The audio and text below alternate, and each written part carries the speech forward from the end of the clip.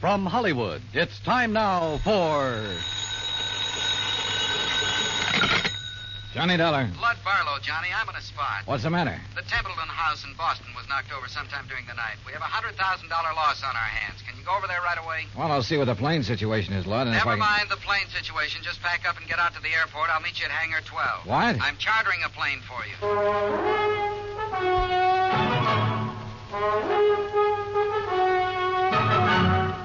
Bob Bailey in the exciting adventures of the man with the action-packed expense account. America's fabulous freelance insurance investigator. Yours truly, Johnny Dollar.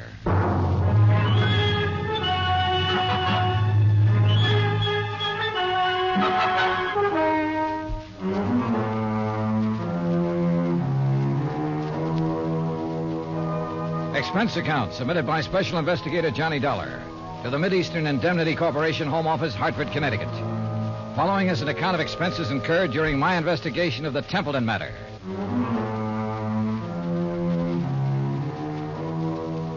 Expense account item 1, $5 even, cab fare from my apartment to Hangar 12 at the airport. A twin-engine Bonanza had been rolled out and a fueling truck was pulled up alongside. A man in a sheepskin seemed to be supervising things. The man who seemed to be supervising him was Lud Barlow. When he saw me, he waved his briefcase. Hey, Johnny. Hi. Are you all set? Well, I'm here. That's what you mean, Lud. That all your luggage? Yeah, this is it. This is Tommy Clark, Johnny, your pilot. How are you? Hi, Tom. I'll stow this gear for you. Oh, thanks. The faster we move on this, the better off we are. You know that. I know. This is the blanket policy. This is the itemized list. This is the itemized list broken down. You'll have to check the itemized against the sales. Your authorization procedure. And a description of stock records, including shipments received by Templeton House up to and including the first day of last week. Okay? Swell. Now maybe you'll tell me what this is all about. And when you get there... What? What it's all about. Let's start with Templeton House, huh? It's the biggest jewelry firm in Boston. You said they were robbed last night. Burglarized, broken into somewhere between 5 and 7 o'clock in the morning. All set, Mr. Dollar. What'd they get away with? Well, that's for you to find out, Johnny. We carry a blanket policy on all their stock. Anything in the store in the way of merchandise is covered. On the phone, you said something about $100,000. It may be $200,000, Johnny. I take it you talked to somebody in Boston. Yeah. Did you talk to the police? Yes, for a minute. I told them I was sending a man. They're expecting you. Give you a hand, Mr. Dollar. Oh, thanks, Tom. Okay. Yeah. Thanks. Who's in charge, Lud? Lieutenant Roebuck. Roebuck? Yeah. Get your seatbelt, Mr. Dollar. Oh, sure. He'll want to see those contents records. You be sure and tell him they're up to date. Who's the man with the company? What? The man at the company. Templeton. Stand clear, Mr. Barlow. Remember, Johnny, a client can face a thing like this a lot better if a man from the insurance company standing by. I'll try to remember that. Good luck and keep me informed.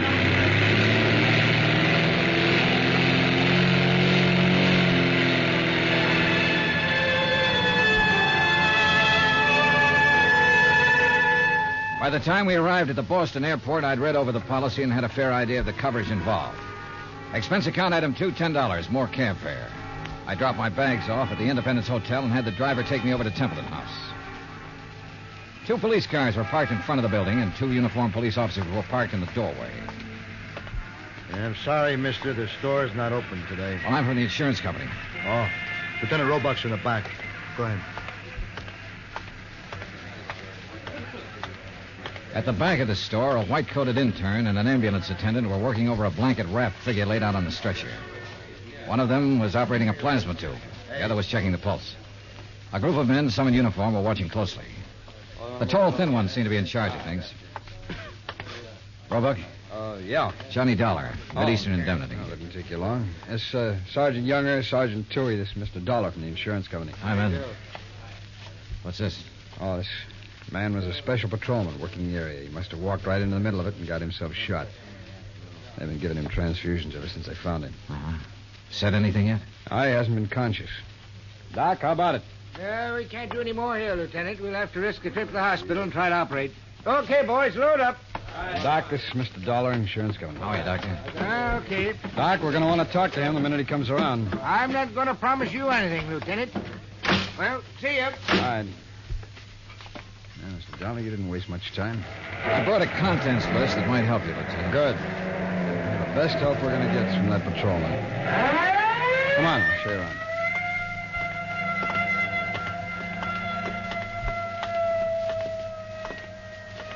This is where they got in.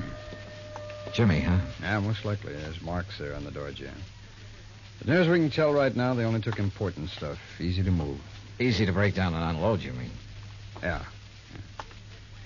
Here you can see where they snipped the alarms, grounded the wires. Mm-hmm. Showcases aren't touched. No, they went straight for the safe, Dollar. Well, we really got something on our hands, huh? You don't just break into a store and open one of these things very easy. Someone did.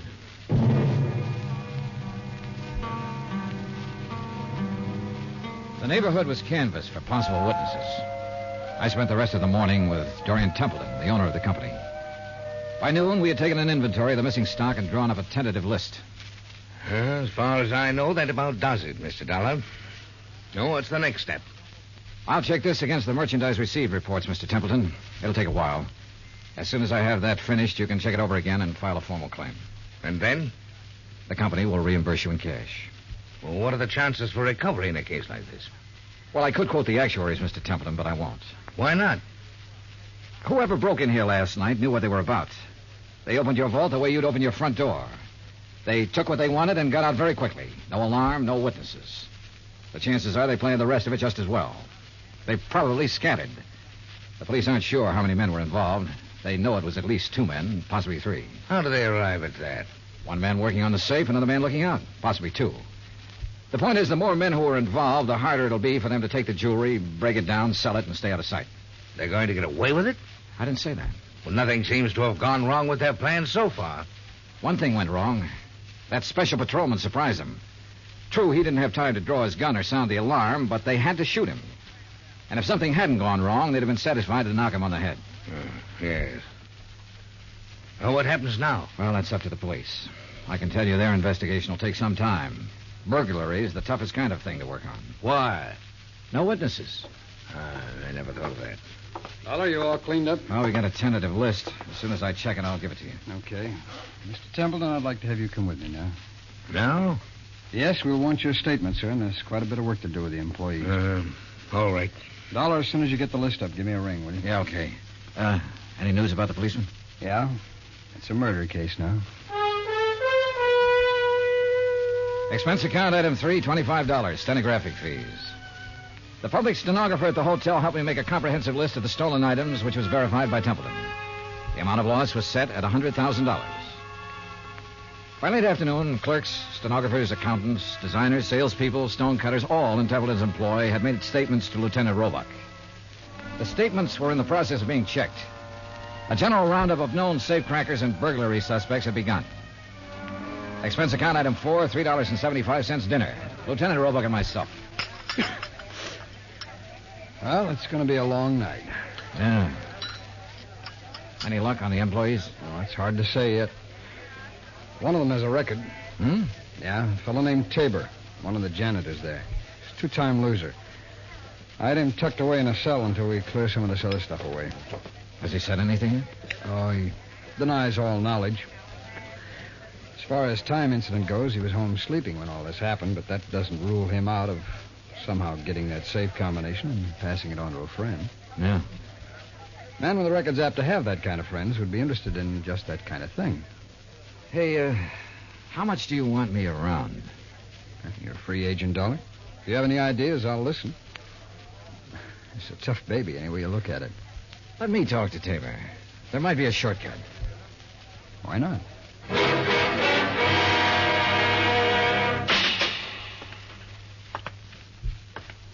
Well, John Tabor? that's right. Who are you? Johnny Dollar. I'd like to talk to you a minute. Okay, talk. You might be in a lot of trouble, Tabor. That'd be too bad. They tell me you're a 2-time loser. If you don't believe what they tell you, you just go look it up for yourself. It's right down there in the books. How did you get that job at Templeton's? I asked for it. They know about your record? No. You keep it from them? I didn't broadcast it, would you? No. Okay, what other dumb questions have you got? Do you have any ideas about this job? I've got a lot of ideas. Do you know anything about it? No. Need anything? What? Cigarettes, anything? I'm all set. Okay. My company faces a big loss in this case. We'd like to avoid that loss. There's a standard offer I'm authorized to make in some instances. I'm going to make it to you. If you have any knowledge of this crime and can furnish any information that will lead to the arrest of the persons involved and recovery of the merchandise, my company will guarantee you the best possible legal assistance in the event that information should incriminate you. That's pretty generous. Well, I have to say it to you. You can use your own judgment. Hey, guard. It's a pretty good offer when you think about it, Tabor. You have a record. The police can't pass you up without a lot of scrutiny. You know that. That record makes me a real hot one. I swiped a couple of cars, and now they think I might have opened that vault. No, they don't think that. But they have to find out if you might have contact with somebody who did open it. I don't know anything about it. In that case, you'll be released. Oh, sure. Sure, I'll be released when every cop in town had a go at me twice. I'll be released when the guys who did the job walk into the station and say we didn't mean it, we want to give it back. They've always got to have somebody to throw to the newspapers. Maybe. You know it and I know it. Nothing better than to throw some old ex-con in a cannon hole and for questioning.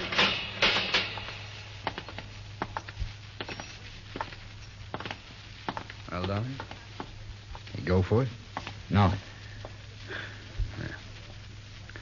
Any more ideas? Turn him loose, Lieutenant.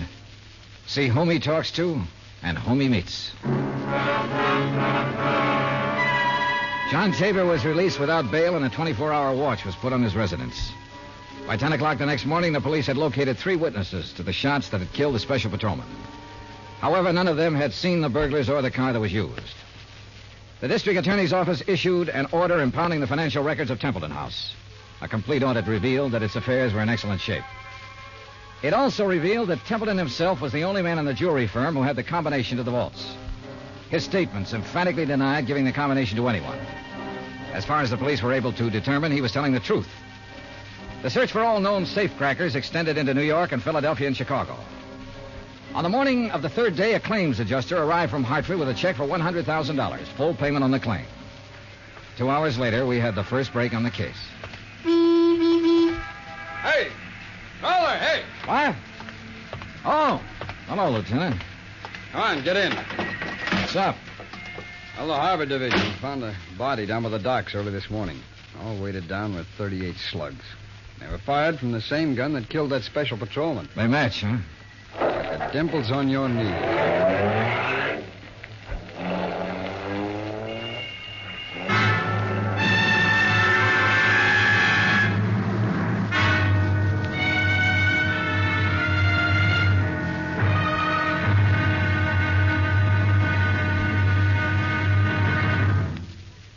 Act 2 of yours truly, Johnny Dollar, in just a moment.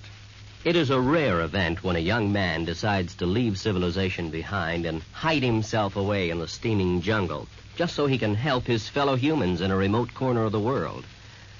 The late Dr. Tom Dooley did just that when he left the United States to help the sick and starving jungle people in the little kingdom of Laos in Southeast Asia. Dr. Dooley's story is well known to nearly everyone. And all over the world, people talk of his little jungle hospital on stilts. That's where he treated the dread diseases of the jungle and trained native medical technicians so that they might help their own people. Dr. Dooley wrote and lectured to many people so that the work of his medical assistance program, Medico, might go on. It was not easy for someone so young and so talented to give up the bright lights of the city and plant himself down in an unknown jungle just for the purpose of helping unfortunate people he didn't even know. But through Medico, Dr. Tom Dooley wanted to help people. He wanted to help people to help themselves. Today, the work of Medico is going forward in a number of countries besides Laos. Young men are being sent to the United States to be schooled in medicine with the idea of returning to their own countries to help their own people. Hundreds of thousands of dollars worth of medical supplies have been donated by American businessmen and pharmaceutical companies. Today, Dr. Tom Dooley's work is being continued for him. It is helping to create better understanding. It is an injection of the spirit of freedom. The right of all men everywhere. Now, Act 2 of yours truly, Johnny Dollar, and the Templeton Matter.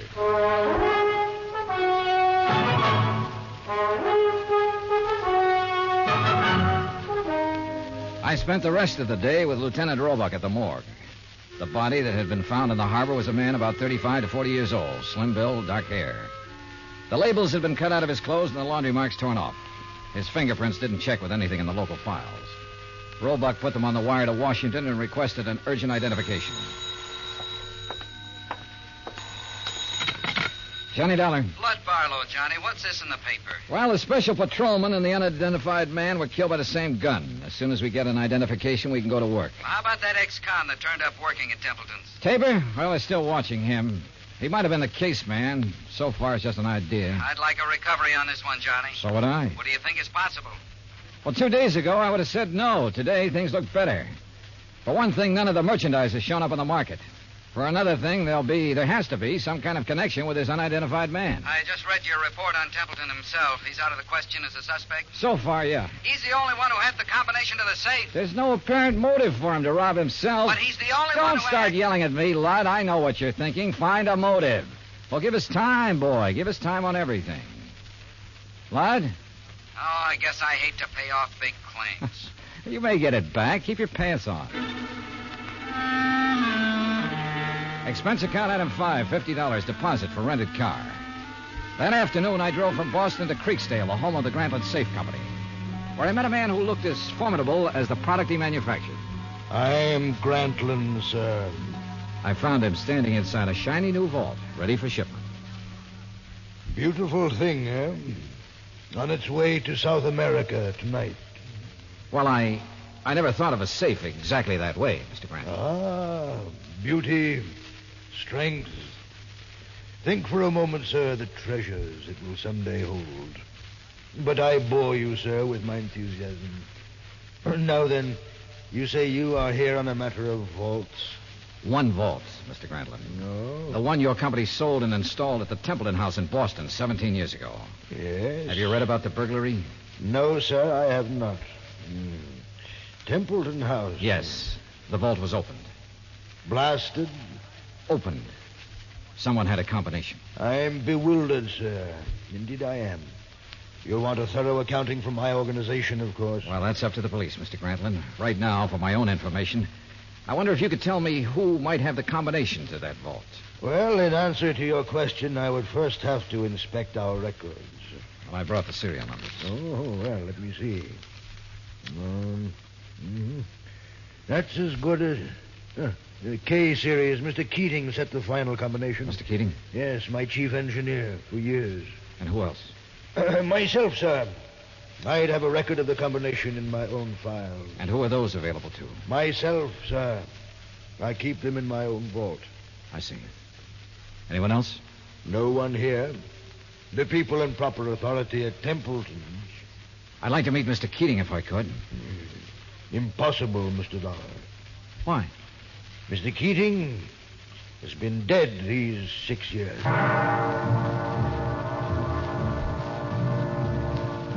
I drove back to Boston, phoned Roebuck, and told him about my interview with Grantland.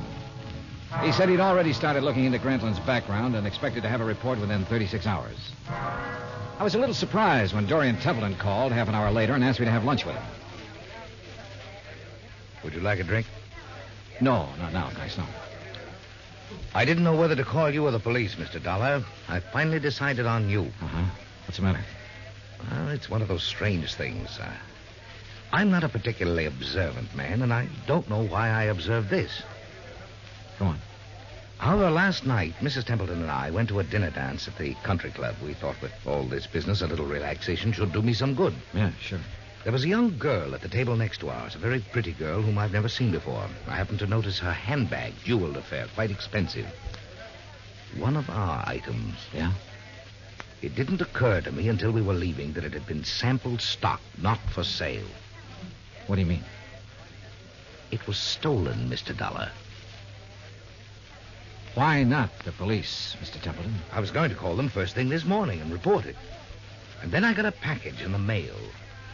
It was the handbag, intact. Crazy? You said it. Did you happen to get the name of the girl? I asked the maitre d'. He said her name was Helen Tabor. That's not so crazy.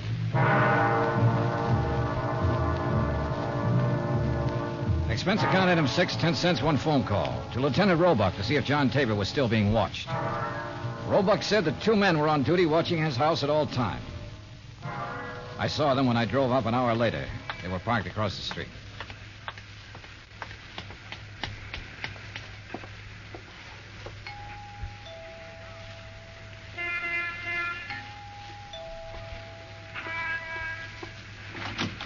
Yes? Miss Tabor?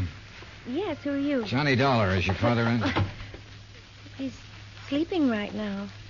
May I help you? I don't know. Didn't I see you at the country club last night? Why, yes, were you there? Couldn't keep my eyes off of you. Or your handbag. Oh. I'll talk to him, honey.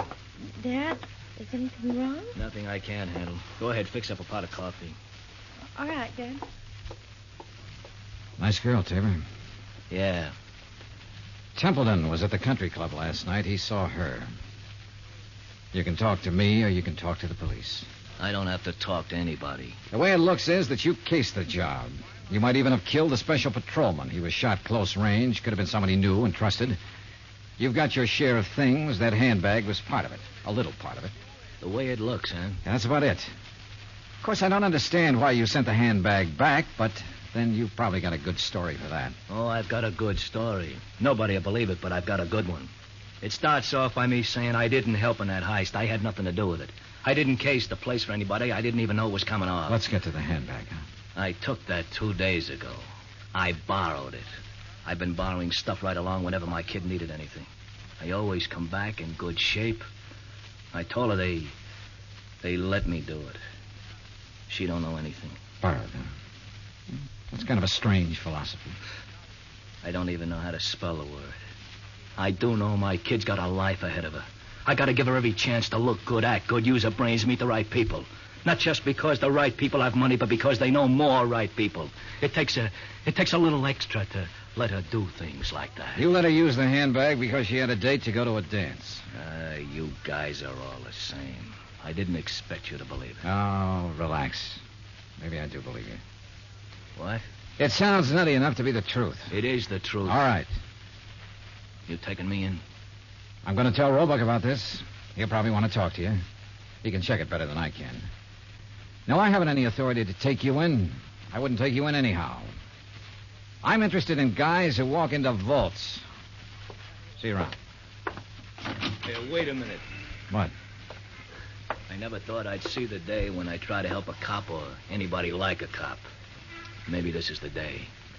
I saw the paper last night. Oh? The picture of that guy they found floating in the harbor. They tagged him yet? He's a John Doe until we hear from Washington. His name's Kiley. Billy Kiley. How do you know? I used to know him a long time ago. Billy Kiley. Yeah, from Philadelphia. Thanks. A check with the Philadelphia police and a comparison of fingerprints identified the man as William H. Kiley. His Boston address was on Parker Street.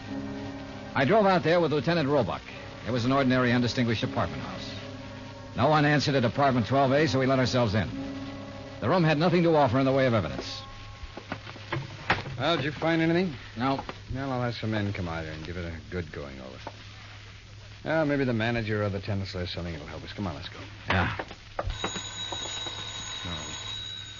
Now, be careful, Dollar. Yeah. Yeah. Tim? Yeah. This is Tim. Any trouble there? A little. Say that again. A little. I don't know who you are, but I know you're not Tim. Well, it sounds like we're getting something. Here, let me have the phone. I'll see if I can trace him. Don't bother. I know where we can find him. What? I'd recognize his voice anywhere.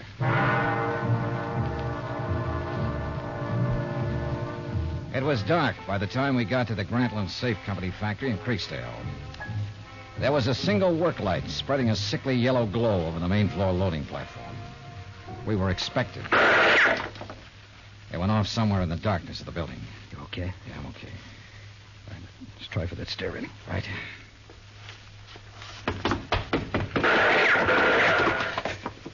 You see the flashes? There. All right. We'll have to try and make it. Mr. Dollar. You think you're alone? Answer him. Yeah? What are you doing here? Looking for $100,000 worth of jewelry and the answer to a couple of murders. Funny? You're very foolhardy, but you're courageous. A man of your perception could do well with a part of that money. No, thanks. I'll take it all. You will take nothing, sir. Keep him talking. I'll try to get under the stairs. Are you alone? For a little while. But I've got people coming, though. Oh, people, eh? Mr. Dollar? Still alive and kicking, Mr. Grantlin. You can't shoot around corners. No. But then I don't have to shoot around the corner.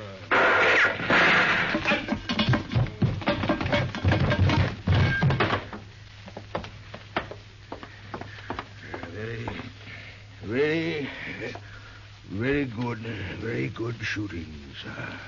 Grantlin, I want a statement. No statement. No statement. He was dead before the ambulance arrived, and there was no statement. There was never a statement. As nearly as it could be pieced together, Grantlin himself opened the vaults at Templeton House. William Kiley and possibly a man named Tim helped him. Kiley, of course, was killed for his efforts. Tim never appeared, was never identified. My hotel bill ran up to $168. That's item 7. Item 8, $35, car rental. I got $50 deposit back. Item 9, $32.50, airfare and incidentals back to Hartford. Expense account total, $413.28. Remarks? Put that against $100,000 the insurance company didn't have to pay off. Johnny Dollar. This is Barlow. I just talked to Roebuck in Boston. There's not one scrap of that jewelry anywhere in that whole safe factory. Not one piece. I know. What? Just about now, there's a safe at the port of New York being shipped to South America. It's a Grantlin safe. And if you hurry over there, you can...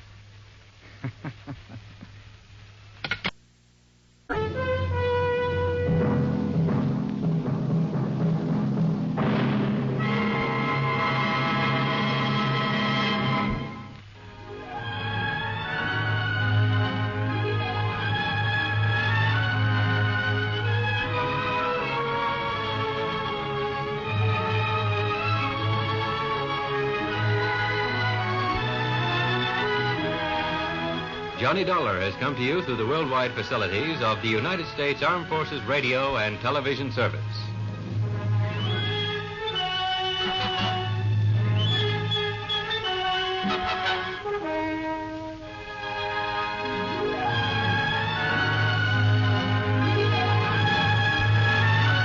I get scared. I get crazy.